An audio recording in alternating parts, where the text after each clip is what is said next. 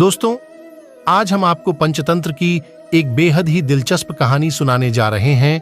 यह कहानी बहुत जीवंत है। इनमें लोक व्यवहार को बहुत सरल तरीके से समझाया गया है। बहुत से लोग इस कहानियों को नेतृत्व क्षमता विकसित करने का एक सशक्त माध्यम मानते हैं, तो कहानी को बिल्कुल अंत तक जरूर सुनें और लाइक करें। चैनल पर पहली बार आए हैं तो सब्सक्राइब जरूर करें। एक समय की बात है, दक्षिण भारत के एक प्रसिद्ध नगर पाटलिपुत्र में मणिभद्र नाम का एक धनिक महाजन रहता था।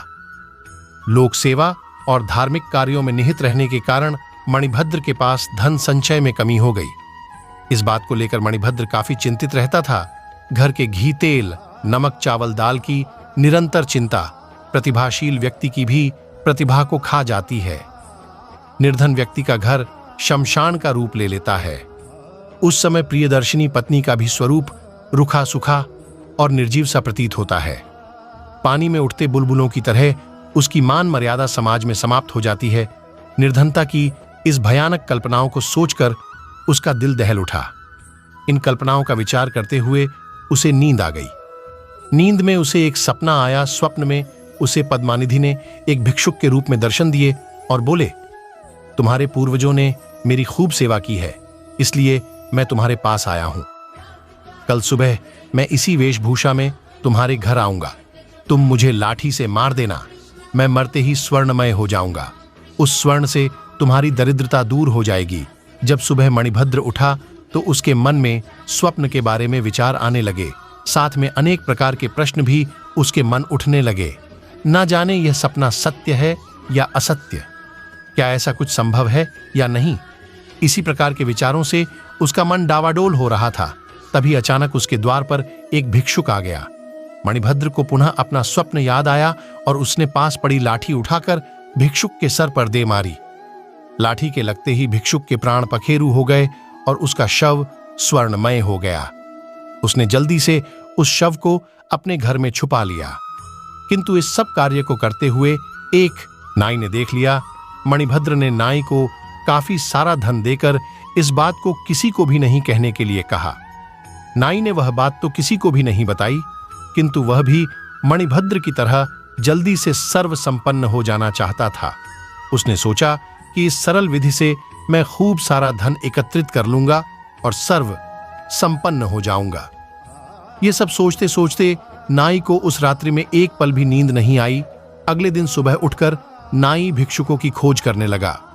गांव के पास ही एक मंदिर में भिक्षुकों की एक टोली रुकी हुई थी। नाई मंदिर में अंदर गया। भगवान की पूजा अर्चना करके मंदिर के प्रधान भिक्षुक के पास गया और उनके चरण स्पर्श किए और बोला, महाराज, आज की भिक्षा के लिए आप समस्त भिक्षुकों के साथ मेरे द्वार पर पधारेंगे। प्रधान भिक्षुक ने नाई से कहा, तुम हमारे भिक्षा के नियमों को नहीं जानते।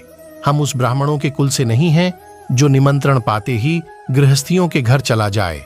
हम भिक्षुक हैं, घूमते घूमते किसी के भी घर पर भिक्षा के लिए चले जाते हैं और वहां से भी उतना ही भोजन लेते हैं जितना कि प्राण धारण करने के लिए आवश्यक हो। हम सब किसी दिन घूमते हुए तुम्हारे घर अवश्य आ जाएंगे। प्रधान भिक्षुक का उत्तर सुनकर नाई को निराशा हुई। उसने एक नई युक्ति सोची और बोला, मैं आपके नियमों से अच्छी तरीके से परिचित हूं, किंतु मैं आपको भिक्षा के लिए नहीं बुला रहा हूं। मेरा उद्देश्य तो आपको पुस्तकें एवं लेखन सामग्री देने का है। इस महान कार्य की सिद्धि आपके आए बिना पूरी नहीं होगी। प्रधान भिक्षुक ने नाई की बात मान ली। नाई जल्दी से अपने घर गया और सब तैयारियां कर लीं। नाई अब भिक्षुकों के पास गया और उन सबको अपने घर की तरफ ले गया। भिक्षुक वर्ग भी धन वस्त्रों के लालच में उस नाई के पीछे पीछे चल दिया। संसार में सब कुछ छोड़ देने के बाद भी तृष्णा संपूर्ण रूप से नष्ट नहीं होती।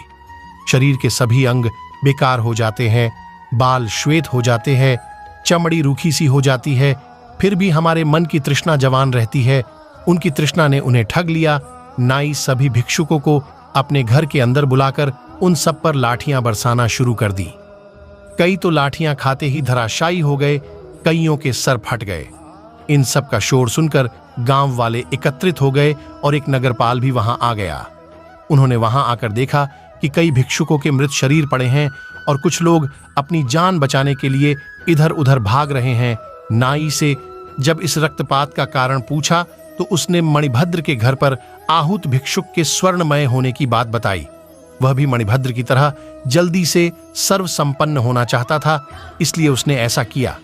राज अधिकारियों ने मणिभद्र को बुलाया और पूछा, क्या तुमने भिक्षु की हत्या की है?